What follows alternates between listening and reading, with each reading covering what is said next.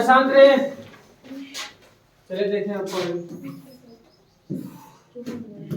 मेरे लिए पढ़ा है साइंस समीकरण से प्राप्त होने वाली सूचनाएं।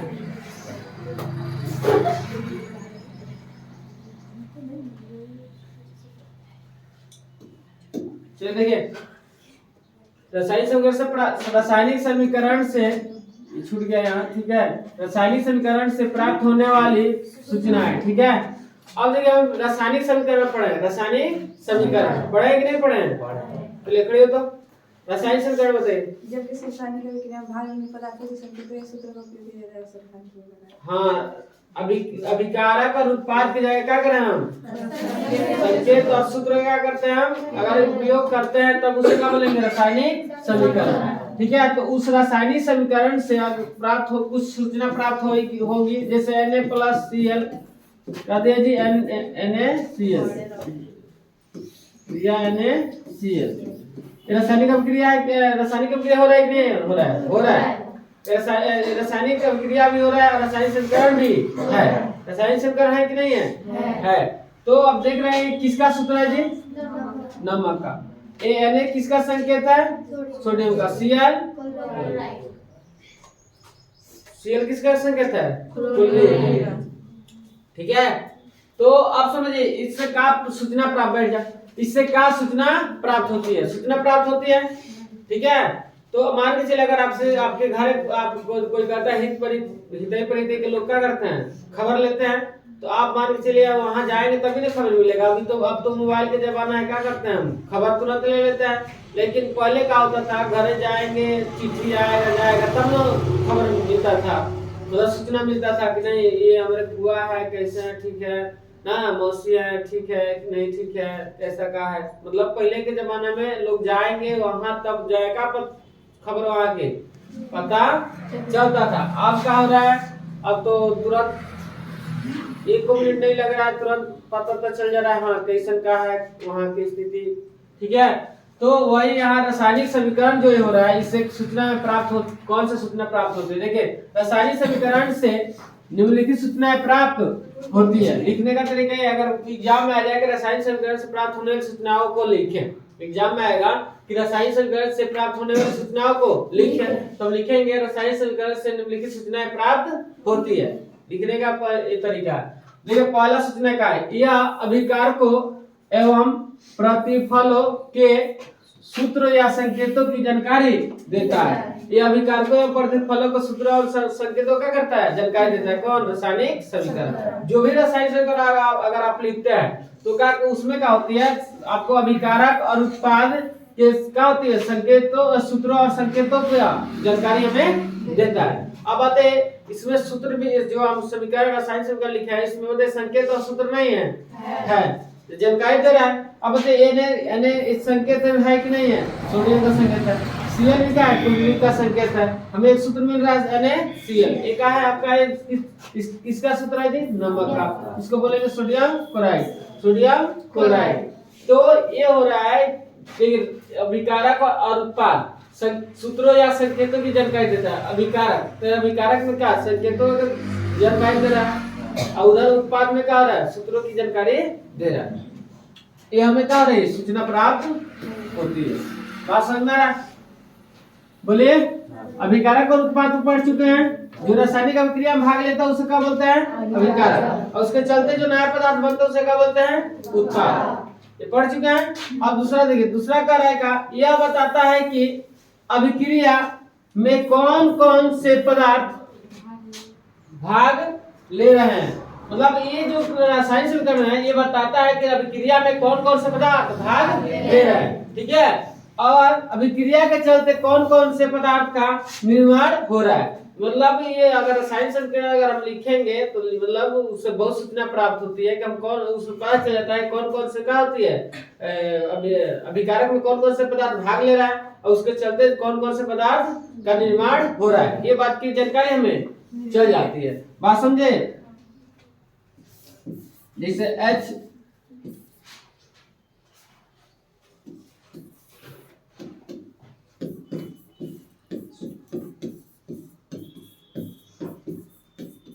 ये बताइए रासायनिक समीकरण है कि नहीं है? है।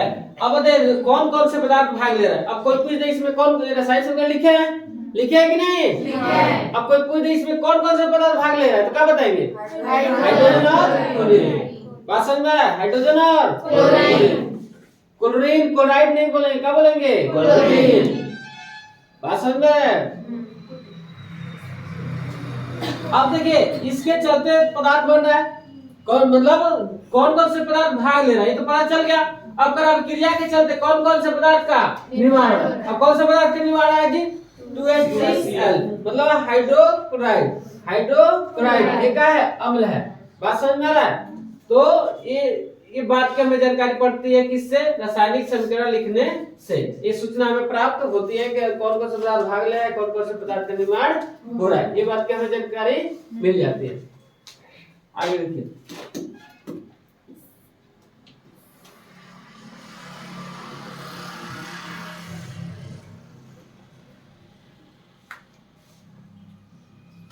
अब देखिए तीसरा, यह अभिक्रिया में भाग लेने वाले अभिकारकों के परमाणुओं एवं अणुओं की अपेक्षित संख्याओं की जानकारी देता है। अब देखिए अभिक्रिया में जो भाग ले रहा है, जो अभिक्रिया में भाग ले रहा है मतलब, तो उसके अभिकारकों के परमाणुओं एवं अणुओं की अपेक्षित संख्याओं की जानकारी देता है। जैसे अब अगर कोई हम रासायनिक समीकरण लिख रहे हैं, तो कोई भी रासायनिक समीकरण लिख रहे हैं तो उसमें पता चल जाता है कितना परमाणु है और कितना अणु है, उसकी हमें जानकारी पता चल जाती है। जैसे मान लीजिए हम बोले कि जैसे H2, हम बोले H2 प्लस,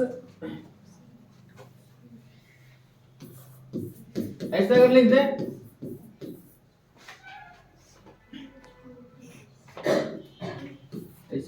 संतुलित है ना जी। चले तेरे एक रासायनिक समीकरण लिखे है कि नहीं लिखे है, लिखे है। अगर कोई पूछे हाइड्रोजन को कितना परमाणु है, 4। ऑक्सीजन कितना परमाणु है, 2। भाषण में यहाँ टोटल हाइड्रोजन ऑक्सीजन सबके मिलाकर परमाणु की संख्या बता सकते हैं कि नहीं। तो ये हमें जानकारी मिल जाती है किससे, रासायनिक समीकरण लिखने से। अगर हम हिंदी में लिखे तो बताइए, अगर हिंदी लिखते हैं तो सब परमाणु से कितना परमाणु से पता चलेगा नहीं। बात समझ में। अगर हम हिंदी लिखते हैं कहने का मतलब ये है, जैसे मान के चले हम अगर हाइड्रोजन लिखे, यहाँ हाइड्रोजन ठीक है, प्लस ऑक्सीजन ऐसे लिखेंगे ना। अब तब लिखेंगे क्या, जो भी बनेगा जल बनेगा, ठीक है। तो आप बताइए इससे पता चल रहा है, हिंदी लिखने से पता चल रहा है कितना हाइड्रोजन का परमाणु है, कितना ऑक्सीजन का परमाणु है, पता नहीं चलता। रासायनिक समीकरण जब लिखेंगे तब हमें पता चलेगा कितना हाइड्रोजन परमाणु है, कितना परमाणु नहीं है, किसमें कितना परमाणु है पता चल जाता है और किसमें कितना परमाणु नहीं है ये भी पता चल जाता है किससे, रासायनिक समीकरण लिखने से। आगे देखिए अब चौथा, यह अभिक्रिया के चलते निर्मित प्रतिफलों के परमाणु, अभिक्रिया के चलते निर्मित प्रतिफलों के परमाणु एवं अणुओं की अपेक्षित संख्याओं की जानकारी देता है, ठीक है। अभी जो अभिक्रिया के चलते जो पदार्थ बनता है, अभिक्रिया रासायनिक समीकरण में क्या होता है, अभिकारक में भी जो भी पदार्थ भाग लेता है उसमें कितना परमाणु कितना अणु सब पता चल जाता है। अब रासायनिक अभिक्रिया के चलते भी पदार्थ बनता है, रासायनिक अभिक्रिया के चलते भी पदार्थ बनता है, उसकी हमें बताइए परमाणु और अणुओं की संख्या पता नहीं चल जाएगी जो मतलब करने का मतलब जैसे ये है, जैसे बनता है NaCl, ठीक है।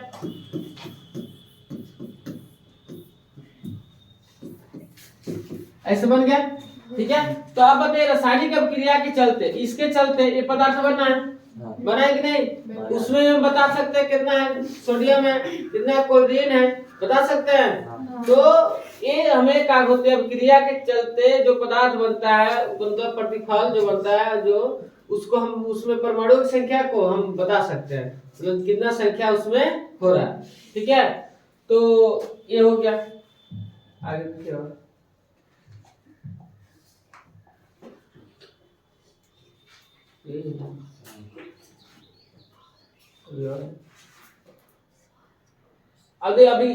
अभिकारकों और प्रतिफलों के मोलों के अनुपात की जानकारी देता है। ये आगे मूल पढ़ना है, ठीक है। यह अभिकारकों और प्रतिफलों के मोलों के अनुपात की जानकारी देता है, कितना मतलब मोल है उसमें जानकारी देता है कि कितना मतलब उस परमाणु में कितना मोल है कितना मोल नहीं है। ठीक है, वो आगे हम बताएंगे मोल का होता है। यह अभिकारकों और प्रतिफलों के द्रव्यमानों का अनुपात बताता है। यह अभिकारकों और प्रतिफलों के द्रव्यमानों का बताता है अनुपात। द्रव्यमान जिस मान के लिए Na जैसे Na का परमाणु संख्या क्या होता है, कितना होता है जी 11, तो उसका परमाणु द्रव्यमान कितना द्रव्यमान कितना हो जाएगा उसका। तो अकर अभिकारकों और प्रतिफलों के द्रव्यमानों का क्या बताता है अनुपात। ये रासायनिक समीकरण लिखे हैं तो इससे पता चल जाता है कि इसमें कितना द्रव्यमान है इधर अभिकारक में और उत्पाद में कितना द्रव्यमान हो रहा है। अब बताइए इसमें क्या होगा कि कितना हो जाएगा इसका जी 11 दूना मान के चलिए 23 हो गया। ठीक है, इसका कितना हो जाएगा Cl क्लोरीन का क्या होता है 17 दूना 14 को मान के चलिए 35 ना, ये हो गया। अब यहाँ हम दोनों का देख लेंगे। ठीक है, वही द्रव्यमान उसमें कुछ तो अंतर नहीं है, नया पदार्थ बन रहा है लेकिन उसमें कुछ अंतर नहीं है, बराबर द्रव्यमान उतना ही होगा। तो ये कहने का मतलब ये अगर दोनों जोड़ेंगे तो अभिकारक में कितना हो जाएगा, उत्पाद में भी यहाँ देख लेंगे जोड़ के, बात समझ में आ रहा है। तो ये पता चल जाएगा कि अभिकारक में कितना द्रव्यमान है और उत्पाद में कितना द्रव्यमान है, बात समझ में आ रहा है। मान के चलिए हम 1 लीटर मिलाया है तो आगे चलिए 2 लीटर हो रहा है कि नहीं हो रहा है, 3 लीटर हो रहा है कि नहीं हो रहा है, बस ये जानकारी हमें पता चल जाती है। अनुपात निकाल लेंगे, अनुपात मतलब बटा में कर लेंगे। अब देखिए यह गैसीय अभिकारकों और प्रतिफलों के आयतन की जानकारी देता है। यह गैसीय मतलब गैस है कि कौन गैस है कौन गैस नहीं है, ये क्या करता है हमें जानकारी दे देता है। ठीक है, देखिए आगे जैसे नाइट्रोजन और हाइड्रोजन मतलब N2 3H2। ठीक है, हाइड्रोजन दिया 2NH3 अमोनिया, वो अमोनिया का सूत्र है। ठीक है, अमोनिया का NH3 जो है, ठीक है, किसका सूत्र है अमोनिया का। अब देखिए इसमें क्या है 2 का परमाणु, इसमें कितना परमाणु है, इसमें कितना है 6 का परमाणु है, इसमें कितना अणु हो गया 2, इसमें कितना अणु हो गया 2, बात समझ में आया, 2 अणु हो गया, बात समझे।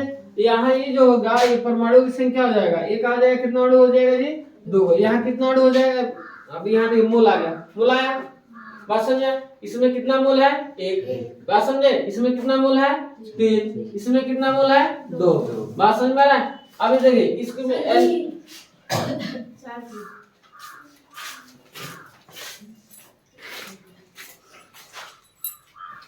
अब देखिए यहाँ ये क्या होता है, यहाँ मोलों की संख्या, इसमें कितना मोल है 1, इसमें कितना मोल है 3, यहाँ 3 दिखा रहा है, यहाँ कितना मोल है जी 2, बात समझे, ये मोलों की जानकारी दे रहा है। अब देखिए यहाँ क्या होता है जी, नाइट्रोजन की संख्या कितना होता है, परमाणु संख्या 7, नाइट्रोजन कितना नंबर पर आता है 7। अब समझिए नाइट्रोजन जब 7 नंबर पर आता है तो इसका द्रव्यमान कितना है 7 गुना 14, लगभग 14 होगा।